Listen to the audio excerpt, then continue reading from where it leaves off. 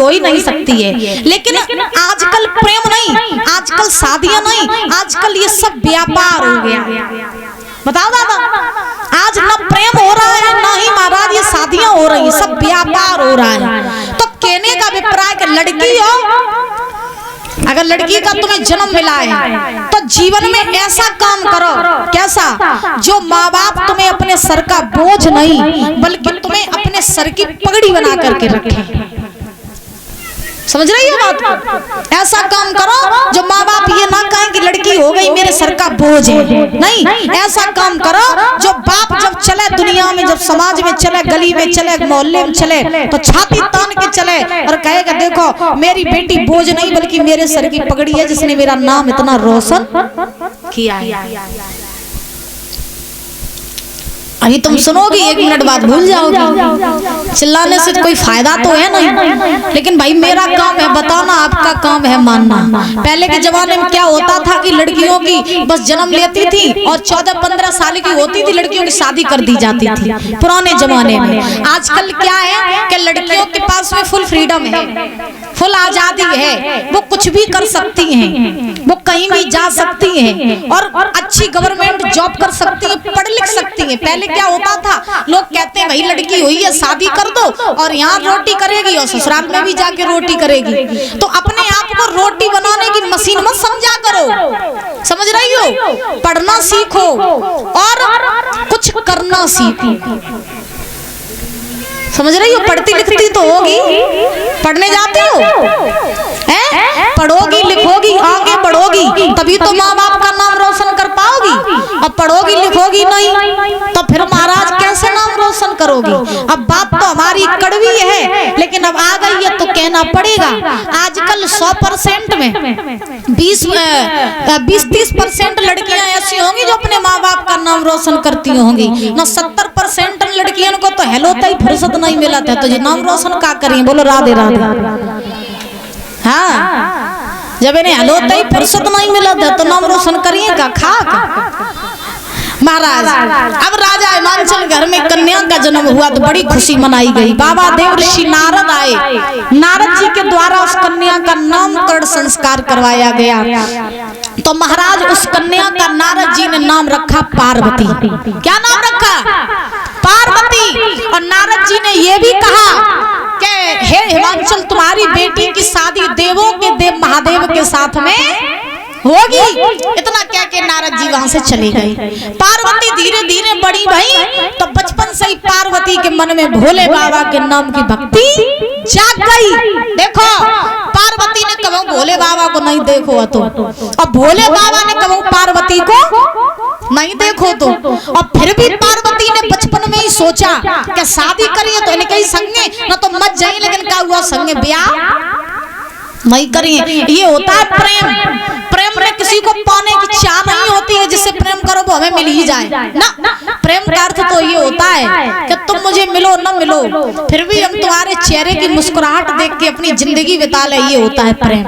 यानी एक से हो गया तो फिर अब ये नजरें किसी और को नहीं ढूंढेंगी ना, हम किसी और के पास जाएंगे। बस ये मन तुम पे आ गया तो सिर्फ तुम्हारा ही रहेगा, किसी और के पास में नहीं जाएगा। लेकिन आजकल तो क्या है, आजकल तो तुम नहीं सही दूसरों सही, दूसरा नहीं सही तीसरों सही। हाँ सत्य बता रहे हैं। जेब में पैसा तो ना तुम्हें बहुत चाहती हैं। हाँ जेब में जानो पैसा, जानो तुम लुटाते रहो, पैसा देते रहो, खूब बढ़िया बढ़िया गाड़ियों में घुमाते रहो, तो ना तुझे कहती हैं तुम्हारी राधा तुम मेरे श्याम।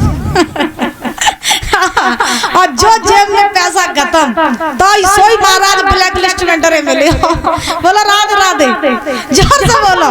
कहने का भाव एक विद्वान कहते हैं कि हमने तुमको दिल दिया था आज माने के लिए, हमने तुमको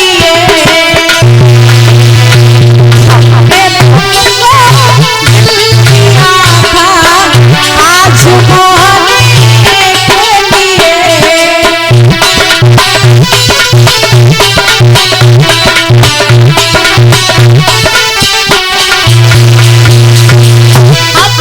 अपने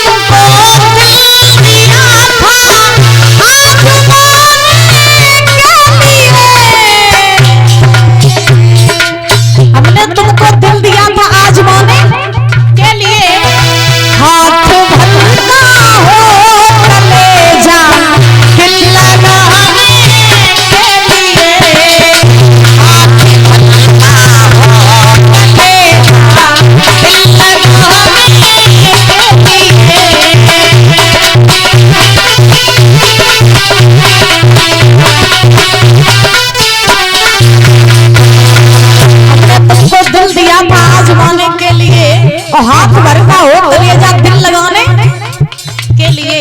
प्रेम करना आसान है लेकिन प्रेम को निभाना ये बहुत मुश्किल है। एक के लिए सारी जिंदगी बिताना बहुत मुश्किल है आज की दुनिया में। पहले तो लोग एक के लिए ही समर्पण हो जाते थे, आज के लोग 10 के लिए समर्पण रहते हैं महाराज। कभी कहते हैं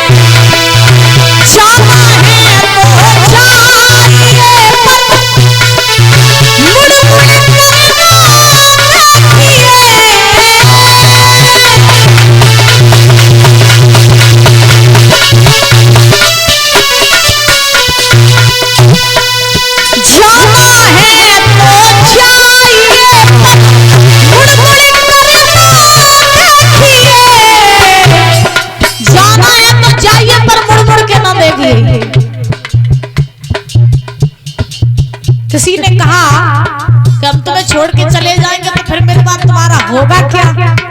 तो जवाब आता है कि तुम जाओ कोई दिक्कत नहीं, लेकिन हम करेंगे क्या? तुम्हारा प्रश्न ये है कि हम क्या करेंगे? तो सुनो, हम भी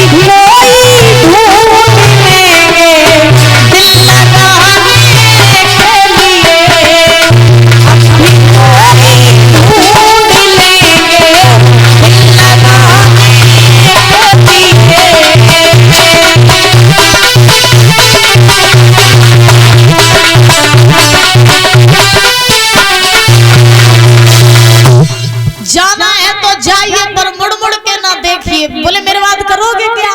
बोले हम भी कोई ढूंढ लेंगे दिल लगाने के लिए। तुम नहीं सही, दूसरों सही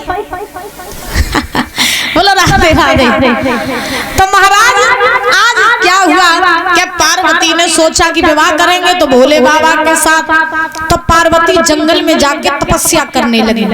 जब तपस्या करने लगी तो पार्वती ने बहुत कठिन तपस्या करी, बहुत कठिन तपस्या। घर परिवार भूल गई, महाराज खुद को भी भूल गए। भोले बाबा की मोहिनी मूर्त को हृदय में बिठाल करके तपस्या करने लगी ये पार्वती। अब उनके शरीर पर मिट्टी इकट्ठी हो गई, चींटियां घर बनाने लगी, लेकिन भोले बाबा की महाराज पार्वती की समाधि नहीं खुली। इधर भोले बाबा समाधि में लीन। भोले बाबा ने देखा पार्वती बहुत कठिन तपस्या कर रही हैं, देखेंगे हमसे कितना प्रेम करती है, इनकी परीक्षा लेनी चाहिए। भोले बाबा ने सप्तऋषियों से कहा चले जाओ पार्वती की परीक्षा ले आओ। सप्तऋषि चले, पार्वती के डगा पहुंचे। पार्वती तपस्या कर रही थी, आवाज लगाई लली पार्वती आंखें खोलो। पार्वती ने आंखें खोली, संतों को देखा, प्रणाम किया। कहिए महात्मा कैसे आना हुआ? पार्वती से सप्तऋषि बोले